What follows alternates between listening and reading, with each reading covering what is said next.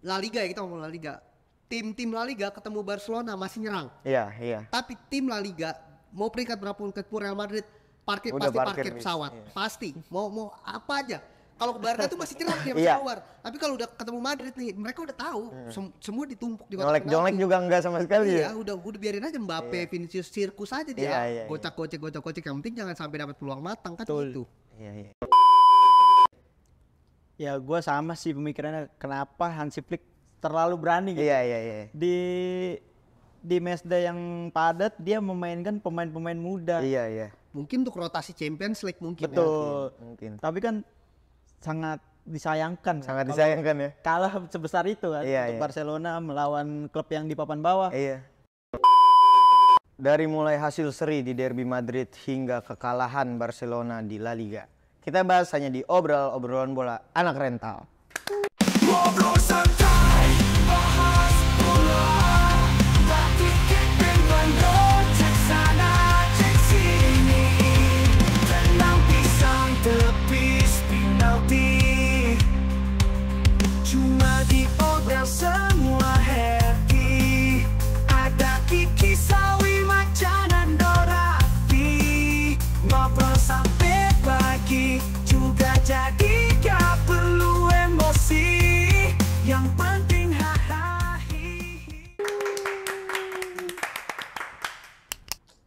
Aduh, kesian juga nih Barca akhirnya kalah juga nih cek. Setelah 5-6 match apa berapa sih La Liga? Ya pokoknya kalah pertama. Iya kalah pertama ya, setelah kita menyanjung-nyanjung udah sebulan lebih kita menyanjung skuad muda. Terlalu gegabah. Terlalu gegabah. Akhirnya dia ya itu namanya reality check ya, kembali ke kenyataan. Kalau terlalu besar kepala. Iya. Iya pemain sedemikian rupa di otak-atik kan. Dicadangin. Jagoan-jagoannya. Iya. Oke, kita bahas nanti. Tapi sebelum itu kita perkenalan diri dulu. Perkenalkan, nama saya Berdimo. Saya adalah host yang memimpin jalannya acara kesayangan kalian semua. Sebelah kanan gua Pandu. Pandu kembali lagi. Di seberang saya ada siapa? Nando Kong. Anjing Rafikong, Nando Kong. Itu zaman dulu syuting ya? Labeling. Barcelona, cek. Barcelona ini habis mengalami kekalahan perdana kan. Banyak yang bilang kalau ya tadi bener Nando bilang gegabah. Hansi Flick nih gegabah dengan melakukan rotasi 80% mungkin pemainnya gitu kan. Ya hasilnya kayak gini gitu. Lu ngeliatnya gimana Ndo? Dari lini depan aja udah Ferran Torres. Iya, Ferran aja. Terus gila. Rafinha Yamal dicadangin ya kan. Pokoknya skuadnya itu dirotasi lah. Iya, rotasi habis-habisan. Ya Hansi Flick menurut gua terlalu besar kepala ya. Dia merasa kayak udah sistem gua berjalan oke. Siapapun yang main bisa, siapapun yang main akan positif hasilnya dan ya dihukum, sesimpel itu. Simpel itu ya. Kena ibaratnya ya itu tadi reality check bahwa ternyata enggak, sistem dia belum sepakem dan matang itu gitu ya. Ditunjang pemain yang hebat, enggak sempurna juga, juga. Soal kekalahan Barca, lu ngeliatnya gimana cek? Ya gue sama sih pemikirannya, kenapa Hansi Flick terlalu berani gitu. Iya. Di matchday yang padat dia memainkan pemain-pemain muda. Iya. Mungkin untuk rotasi Champions League mungkin. Betul. Ya. Mungkin. Tapi kan sangat disayangkan ya. Kalah sebesar itu kan untuk Barcelona melawan klub yang di papan bawah. Iya. Ya mungkin juga mereka kehilangan sosok kiper yang tangguh ya. Mungkin Ter Stegen harus ya. Cedera ACL. Ya gue pikir Barcelona harus mulai apa? Mulai jangan terlalu gegabah. Mulai mawas diri ya. Iya, liga ini masih panjang. Jangan terlalu gegabah. Bape baru manasin mesin. Sebaiknya jangan terlalu gegabah. Bape masih manasin mesin ya.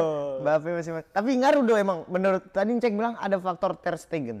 Karena dia kan ACL. Itu ngaruh. Tapi enggak, menurut gua enggak. Kalau Barca dengan full timnya tetap menang sih. Tetap menang. Karena kenapa Barca rotasi gila-gilaan menurut gua?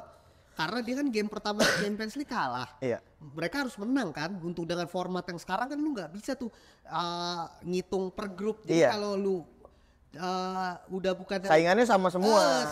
Bukan cuma 4 tim. Bukan cuma 4 tim. Saingannya tuh lu harus menang banyak lah gitu kasarnya. Jadi dengan skor sebesar mungkin ya. Bener-bener nyimpen kan. Tapi yang bikin fatal adalah lu terlalu berani gitu.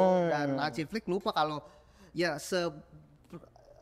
lemah-lemahnya lawan lu tetap dia bisa namanya liga top gitu Liga Spanyol itu bisa mengganggu dominasi lu dan Lamine Yamal masuk buktinya cetak gol kan dan ya apalagi dia kehilangan Olmo sih, gue ngerti di satu sisi kenapa dia rotasi tapi ya balik lagi musim pertama Hansi Flick dia mungkin masih nerkan dan akhirnya dihukum tapi kan tetap di puncak juga kan. Tetap di puncak ya, selisih 3 poin sekarang dari Madrid. Soal itu kan udah Ter Stegen cedera CL, Wojciech Szczesny balik dari pensiun, udah here we go tuh. Szczesny, lu kira menurut lu oke nggak buat selama ngegantiin Ter Stegen Szczesny nih? Ya menurut gue sih mentalitasnya Szczesny udah beda ya karena dia udah mutusin untuk pensiun. Udah nyantai gitu ya. Beda lah, kompetitifnya tuh beda. Pasti tapi sementara kiper dia yang sekarang yang itulah nggak bagus juga. Siapa sih Barca kipernya? Pena ya? Siapa sih? Inaki kurang tahu juga gua. Siapa sih, lupa gua. Itulah terus kata-kata lah. Iya. Itu nggak bagus juga kan. Maksudnya nggak oke lah untuk build up. Jadi ya menurut gua bukan masalah bagus atau enggak ya mau nggak mau sih. Mau nggak mau tapi ya pukulan telak buat Barca gitu. Walaupun ya menurut gue Barca tetap akan ya ini pukulan buat Hansi Flick aja lah, shock terapi. Iya, shock terapi. Iya. Lu ngeliatnya gimana sih? Karena kan profil Szczesny ini kan ibaratnya gimana ya? Gue nggak nilai dia wow banget, cuman dia selalu berada di tim-tim besar kan. Dari Arsenal, AS Roma, Juventus gitu. Lu ngeliat Szczesny sebagai pengganti Ter Stegen gimana, Cek? Ya gue melihatnya mungkin dia bisa menutupi Ter Stegen yang cedera karena dengan segudang pengalamannya di timnas, di klub-klub besar. Tapi apakah dia bisa memenuhi ekspektasi para decul kesayangan Hansi Flick ya terlepas itu dia pensiun kan, balik lagi turun gunung istilahnya. Apakah dia masih semahir dulu? Kita nggak tahu. Iya sih. Tapi mentalitasnya udah beda. Iya, mentalitasnya udah beda ya, itu benar. Karena mungkin kalau masalah refleks pergerakan, karena kan dia kalau gue nggak salah baru akhir musim kemarin tuh pensiun. Ibaratnya baru 0,3 bulan lah mungkin gitu kan. Iya mungkin masih ada lah refleks. Cuman mentalitas kan kita nggak tahu ya. Kompetisinya masih kuat nggak gitu. Apa dia mikir cuman ayo udah gue tunda setahun pensiun gue senang-senang gitu kan, bisa jadi gitu. Nabung dulu. Udah gue backup doang nih. Iya. Ya itu sih yang perlu dipertanyakan dari perekrutan Szczesny. Tapi overall memang gak ada lagi nggak ada lagi pilihan siapa. Gak ada opsi dan bursa transfer udah tutup. Iya. Bursa transfer udah tutup dan ya udah cuman bisa ngambil pemain yang free agent kan. Mau nggak mau gitu. Soal banyak orang yang ngegembar-gemborin La Masia kan banyak pemain akademi dari Barca yang akhirnya naik kelas sama Hansi Flick. Tapi ternyata kemarin membuktikan bahwa La Masia pemain akademi belum bisa sepaham itu sama taktik dan nge-carry Barcelona gitu. Untuk secara kualitas menurut gue bagus. Tapi untuk nge-carry tim ya lu tetap butuh Lewandowski, lu tetap butuh Lamine Yamal, lu tetap butuh Olmo ya. Dia tetap butuh top-topannya lah. Betul leader ya. Butuh pemain yang bisa jadi game changer gitu. Sementara pemain yang kayak gini belum punya kapasitas itu. Tapi balik lagi menurut gua bisa nggak satu musim nggak kalah? Bisa, tapi sulit gitu. Ya terhitung jari lah Arsenal, Leverkusen ya kan. Tapi bukan berarti lu kalah lu nggak juara. Nggak bagus, nggak juara gitu ya. Ya mungkin jadi pembelajaran juga kan. Ambil positifnya aja lah buat gua kalau Hansi Flick kemarin. Dan gue yakin Hansi Flick kan pinter kan. Jadi dia udah ngerti lah. Percaya itu sih. Jadi ya walaupun pemain ya mungkin itu bagian dari ya berprospek tapi belum matang gitu kan. Berprospek tapi belum matang. Lu ngelihat akademi La Masia yang banyak naik kelas sama Hansi Flick gimana, Cek? Gue ngeliatnya ya Hansi Flick ini masih meraba kan, masih mencari pemain dengan dia menurun ke pemain muda. Ya menurut gue dia lagi menyeleksi di situ. Menyeleksi yang mana cocok untuk menjadi utama di Barcelona kan.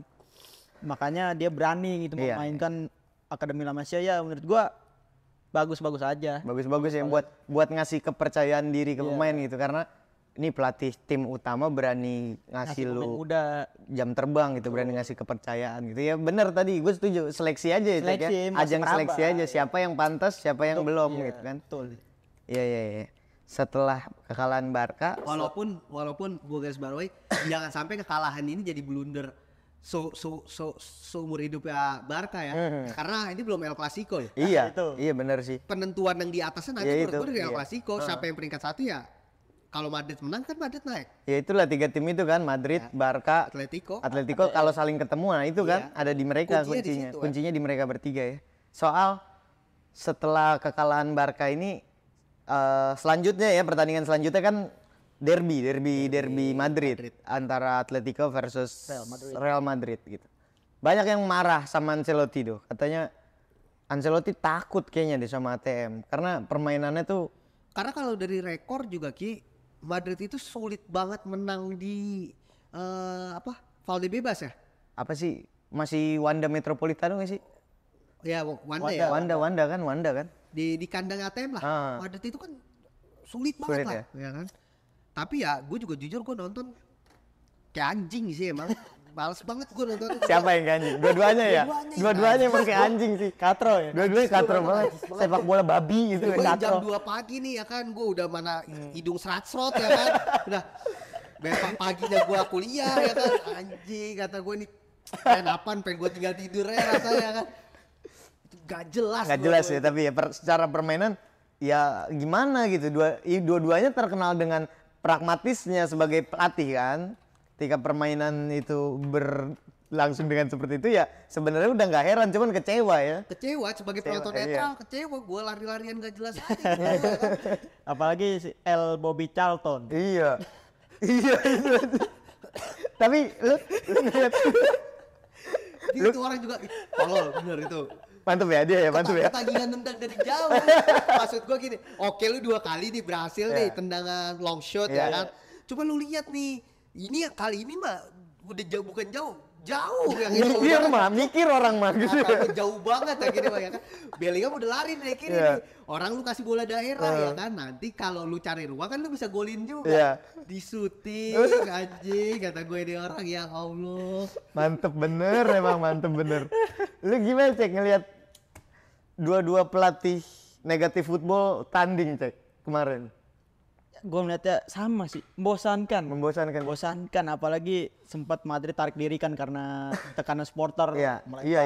Lempar korek. Iya, lempar pisau. Itu pisau ya? Pisau. Anjing serem banget tadi. Lempar korek bawa pisau apa gitu. Terus. Udah. Menurut gue pertandingan yang boring lah untuk ditonton, boring banget. Karena dari sisi ya itu tadi kita nggak bisa, dari awal gue emang udah mikir kita nggak bisa expect sepak bola yang memanjakan mata. Betul. Gitu buat ditonton. Apalagi kan ini derby kan? Iya derby. Tapi panas ya kemarin derby. Panas. Tapi ya menurut gua kayak 2 tim mediocre gitu loh. Iya setuju gua. Serang-serangan juga. Jadi saya serang-serangan nih. Oke, Atletico nyerang, ayo kita bertahan. Oke, Real Madrid nyerang, Atletico ayo bertahan. Begitu. Lari nih, sekali lari semua. Kerebut, mundur semua, bener. Iya. Kata gue kayak main benteng tuh. Kayak gak ada strategi gak sih? Gak ada strategi. Pokoknya oper Vinicius ya kan. Atletico crossing. Menurut gue dengan skuad pemainan kayak gini, terus juga, ya Allah kata gue si Sir Bobby Charlton gitu loh. Ntar dulu apa masukin apa? Lu punya Arda Güler ya kan? Lu punya si siapa lagi tuh? Brahim cedera ya? Brahim cedera kalau gua nggak salah. Ya kan? Iya, you name it lah. Iya masih ada lah, kaya lah Madrid ya. Masukin siapa kek? Jangan langsung si Endrick ini. Gila, posisi 2 lawan 2 nih, ya kan? Back lawan 2. Dia 2 nih sama Bellingham nih, coba Bellingham melebar. Kalau lu mau oper, kalau lu mau dribble gitu, tapi tunggu Bellingham masuk ya kan? Bikin posisi 1 lawan 1. Disuting. Posisi baru 1-0 kan? Dihukum kan? Iya. Sama akhirnya ya. Sama. Yang kartu merah siapa ya? Si Lorente Marcos Lorente. Layak tapi ya. Udah terakhir udah gak ngaruh. Iya udah gak ngaruh. Dan banyak tak gol kan anjing si Atletico. Cuman gue ngelihat sedikit Cek analisa lu soal Endrick. Gimana Cek? Gue kayak tapi secara pergerakan bagus menurut gue. Cuman kelihatan bocilnya. Betul. Gimana Cek? Disebut-sebut penerus R9 kan. Tapi nggak R9 banget. RW itu Ronaldo Wati anjing. Ya dia masih muda, menurut gua dia masih egonya masih tinggi, masih mau menunjukkan kalau gua ada nih. Di Madrid gua ada nih striker. Di Madrid ya gua pikir dia mau menunjukkan itu dengan shooting. dribble langsung menusuk walaupun Iya. gak ada hasil. Yang gue dia masih mau menunjukkan lah kalau gue ini layak atau cocok di Real Madrid. Iya sih. Ya ibaratnya masih nyari jati diri gitu ya, Cek ya, masih nyari panggung. Masih nyari tempat. Masih muda sih. Iya, lu gimana dong komentarnya?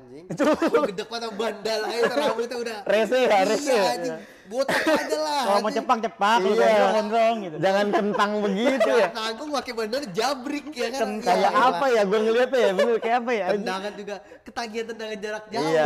Udah tolol. Udah tolol ya, nafsu ya bocahnya ya. Madrid juga kebiasaan udah baru unggul 1-0 udah puas. Iya. Ya kan udah Rotasi. bertahan. Itu kebiasaan. Atletico bener-bener nguasain. Iya itu bener gue setuju. Dan Madrid kebiasaan lu mau sampai kapan kayak gitu 1-0 tuh belum aman gitu. Paling nggak lu kunci 2, kunci 3 baru. Dan ya udah kira dihukum kan dengan Di menit akhir lagi menit ya. air banget. Air banget. Si offset trapnya Rudiger gagal. Rudiger gagal. Ya udah. Kelar ya. Ya kalau posisi 1-1 mah lu susah juga lah berharap. Iya benar. Gimana Cek? Lu setuju sama Nando bilang kalau Ancelotti ini udah 1 gol mainnya defensif, harusnya nggak gitu. Lu setuju? Setuju nggak di La Liga doang, gue liat di Champions juga kayak Iya gitu sih, dah iya kayaknya. Walaupun dia menang, dia langsung bertahan gitu. Iya. Ketika kejebolan baru counter attack. Itu Ketika kegolan baru Iya, naikin baru tempo lagi. Iya. Kayak gue ngeliatnya kayak nggak ada pemain yang bisa ngerubah keadaan, padahal kan bisa gitu kan? Sebenarnya kalau lu perhatiin Real Madrid menangnya gede-gede ya 4-1 kadang Iya. 3-0 itu tuh gol pertamanya itu susah banget. Betul. Iya. Gol selanjutnya baru gampang. Baru Kalau ngalir. lawannya nyerang, Dia dapat serangan balik. Permasalahannya kalau dia nggak dapat gol pertama, akhirnya seri. Iya. Padahal itu sering banget Sering, karena nggak dapat karena gol kayak pertama. gitu ya. Perlu keajaiban kayak free kick Valverde lah, tendangan jarak jauhnya Endrick Iya. lah, apalah ya. Atau clutch momennya Bellingham yang kayak gitu-gitu ya. Win kayak gitu bukan gol yang sistem.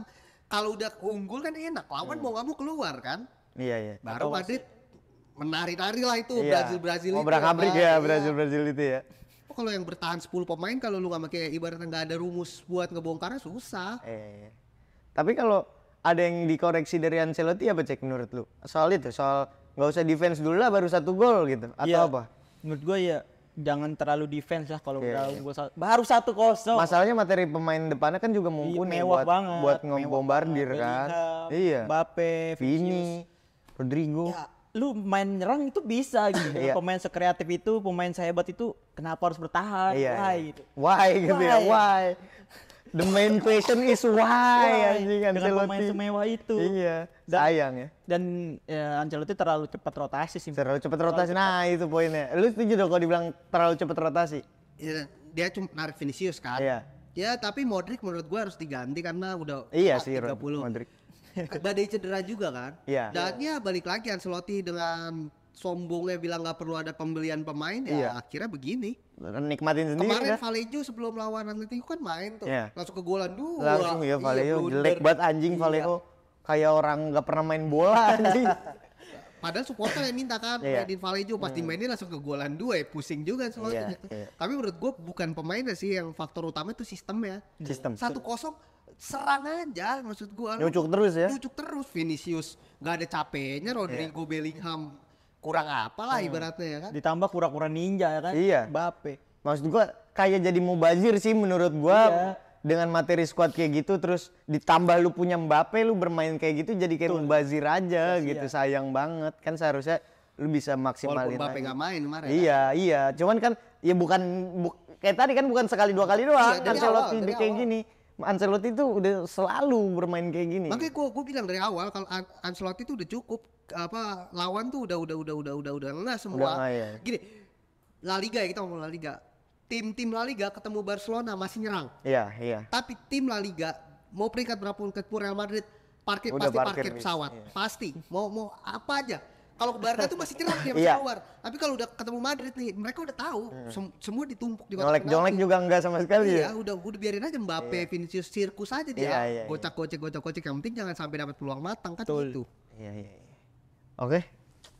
Seru juga nih bahas peta persaingan. Real Madrid nggak akan juara champion. Gak akan juara champion musim ini. Statement tebal. Apalagi dengan format baru ya. Iya. Dia harus menang gede, dia harus Iya. menang. Iya sih. Makin ya menurut gua ini ujian sesungguhnya lah buat Ancelotti. Karena kalau udah beres ya udahlah menurut gua ngelatih timnas aja. Ini musim terakhir menurut gua. Iya, latih timnas aja lah, udah enak tuh, nggak perlu cacicu kan berarti. Cocok dia di timnas juga. Yang timnas cocok, profil pelatih timnas tuh Ancelotti gitu. Oke, kalau gitu nanti lagi kita bahas lah soal La Liga di video-video selanjutnya ya. Sampai jumpa di Obral episode selanjutnya. Obrolan bola anak rental.